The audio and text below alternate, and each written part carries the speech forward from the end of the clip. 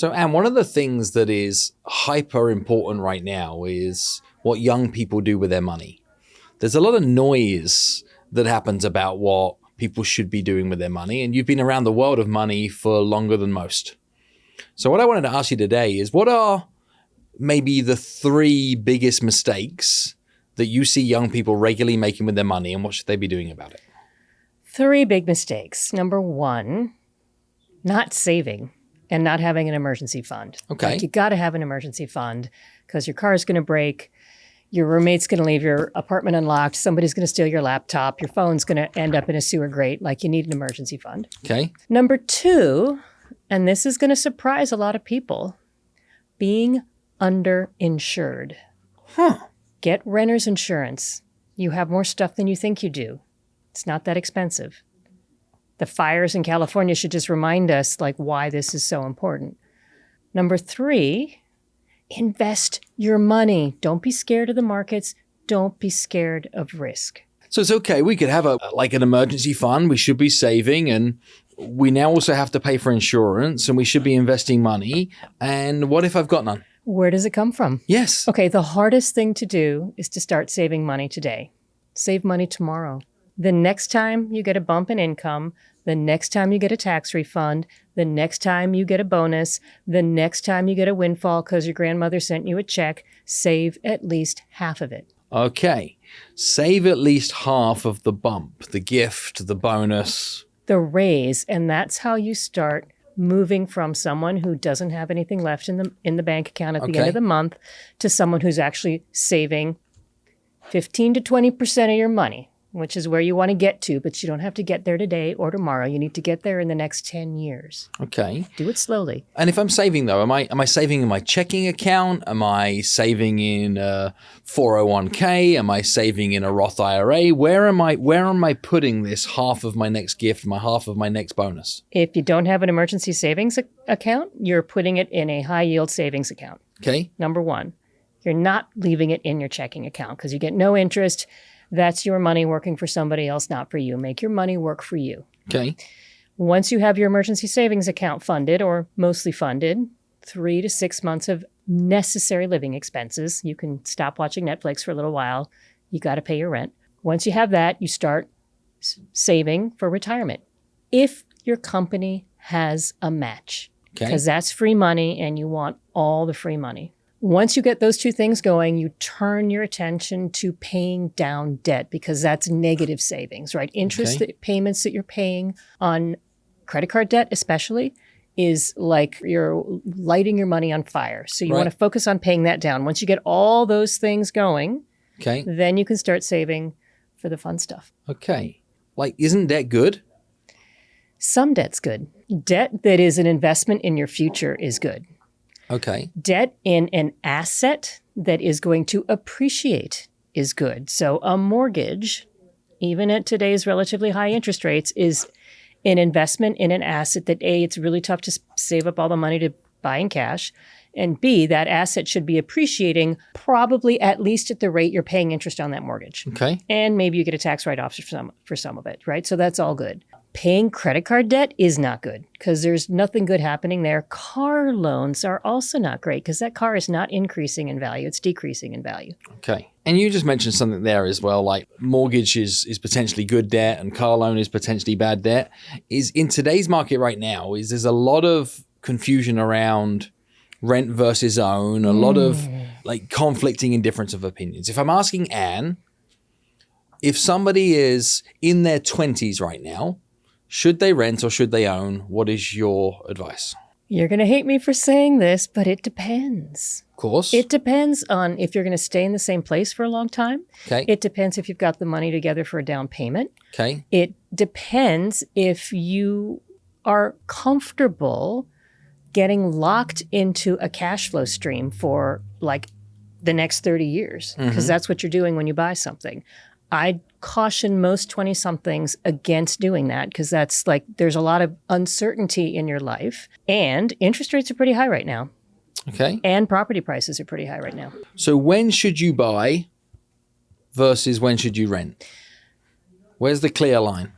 The answer to most financial questions is it depends, right? But I mean, it is, I'm sorry to say it's true. To me, there are two rules in personal But finance. what does it depend on? It depends on how long you're going to stick around in that location. If you're going to stick around for less than 5 years, it's tough to know that you're going to be able to not lose money on that real estate transaction when you take into account real estate fees, points on mortgages, all that kind of stuff. Yeah.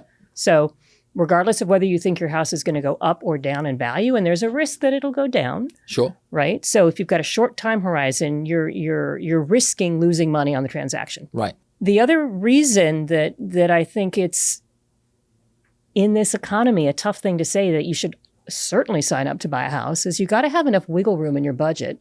You got to have that emergency savings fund locked down. You got to know that you can not only pay the mortgage, but you can pay the property insurance. You can pay the property tax. And what if you need to put a new roof on your house? Okay. 6 months into owning your new house, ask me how I know. You suddenly need to have a run rate of expenses that is way higher than just the mortgage payment. And you got to make sure you understand what that looks like before you take that jump. Okay. So if we're talking about like some exact advice, what I'm hearing right now is next time that you get yourself some extra money, save at least half of it. Yep. First place to be able to save is in a high yield account that is there for rainy days, there for an emergency fund. Do that till you've got 3 months, 4 months, 5 months worth of I'm not living great, but I'm still living type money. Yep. Then pay down any high interest debt that you have. Avoid any version of any high interest debt that you would have. Am I getting this in the right order? You skip something, which is start saving for retirement. Ah. The earlier you start saving for retirement, the less you'll have to save.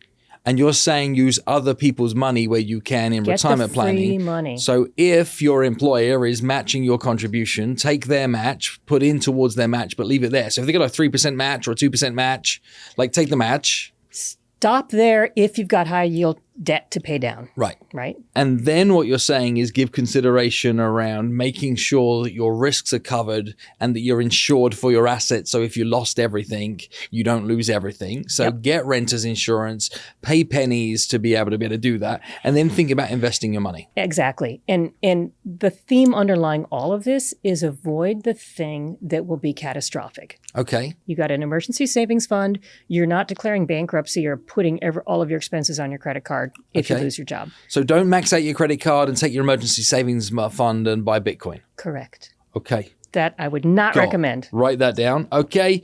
And you only buy a house instead of renting if you're going to be there at least 5 years. You can afford the payment and the property insurance and the property taxes. There's wiggle room in every expense and even the unforeseen expenses. So you're not going to find yourself caught short in home ownership. And only do that if you know the house or property is something that you can live in for that time period as well. 100%. If you're going to have a baby, if you're looking to be able to start working from home, you need to think about that 5-year lifespan for your wanting to be in that place. And anything other than natural disasters or something that really catches you off guard, known entities, can you be here at least 5 years and you should be fine, and then come back around and thinking about investing for long term. You should always be saving for retirement. Okay. You got to get that to work. I think you ought to be maxing out your 401k and contributing enough, probably 10 to 15% of your salary, so that when you get to 65, you can replace 80% of your income. Wow. So if you look at my book, Your Best Financial Life, there's something I call the heart attack chart, which is how much should I have saved by age 30, 35, 40 to be on track. And it's a heart attack chart because people feel this pain in their heart when they see that chart and say, if you're 30, you should already have a year's salary saved up in your retirement savings. So, Anne, you got a great book. I think people should read your book. I think that people should be looking to live their best financial life. And what happens is when you live your best financial life, you don't just live your best financial life, you live your best life. Wow. You live your best life. And what I love about these simple tips you've shared today is that these are really easy to execute. These are non-sexy that lead to sexy over a period of time. And this is exactly what more people would do. And if more young people took this kind of advice and put it into practice, what would they be feeling differently today? They wouldn't feel that pit in their stomach that they feel at the end of the month when they go, I got $47 in a week to go. Like, I felt that. You don't want to feel that. Right. It's not a good feeling. So Right. they lose that anxiety. Yep. And you're awesome. Thank you for all you. that you do. Thank you you. for being here. I appreciate that. Thank you.